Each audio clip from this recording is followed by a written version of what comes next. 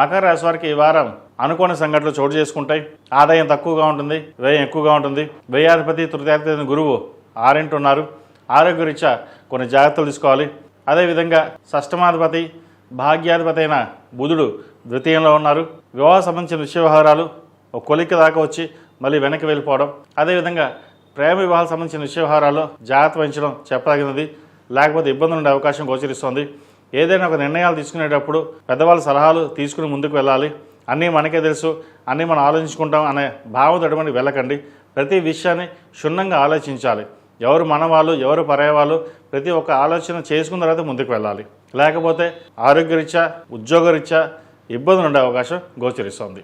అదేవిధంగా నూతన ఉద్యోగ ప్రయత్నాలు చేసేవారికి కాస్త ఆలస్యమైన మంచి ఉద్యోగం లభిస్తుంది. ప్రభుత్వ రంగంలో ఉన్నవారికి కాస్త ఇబ్బందికరమైన వాతావరణం చెప్పచ్చు. అష్టమాధిపతి అయిన రవి తృతీయంలో ఉన్నారు శనితో కలిసి.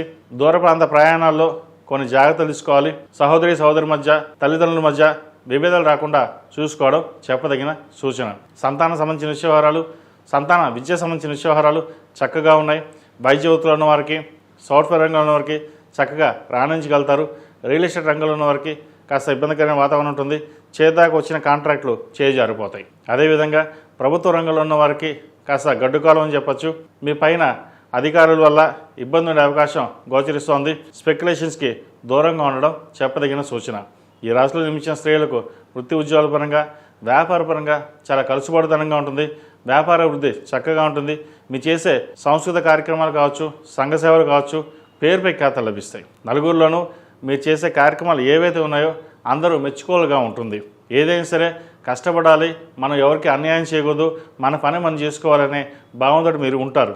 అయితే ఎన్ని రకాలుగా ఉన్నా సరే ఎవరో ఒకరు ఇబ్బంది పెట్టే రకంగా గ్రహగతులు గోచరిస్తోంది.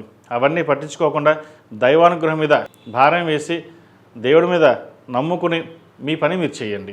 ఏదైనా సరే మకర రాశి వారు కొన్ని కోట్ల మంది ఉంటారు. అందరికీ ఇలాగే ఉంటుందని కాదు, కొంతమందికి బాగుంటుంది, కొంతమందికి బాగుండదు.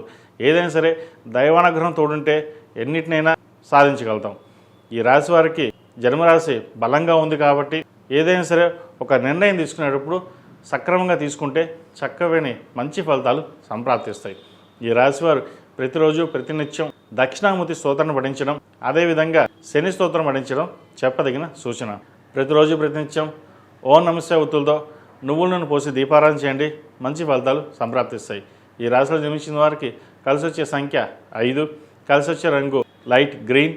ఏదైనా పని మీద బయటికి వెళ్ళినప్పుడు సోమవారం కానీ శుక్రవారం కానీ వెళ్ళండి, మంచి ఫలితాలు సంప్రాప్తిస్తాయి. ఈ పూజస్టోర్.in పసుపు కుంకుమ నుంచి దేవతా విగ్రహాల దాకా అన్ని రకాల పూజలు, వ్రతాలు, గృహప్రవేశం, హోమాది శుభకార్యాలకు కావాల్సిన పూజా సామాగ్రి అంతా ఒక్కొక్క క్లిక్ తోనే మీ ఇంటి వద్దనే పొందండి. ఈ పూజస్టోర్.in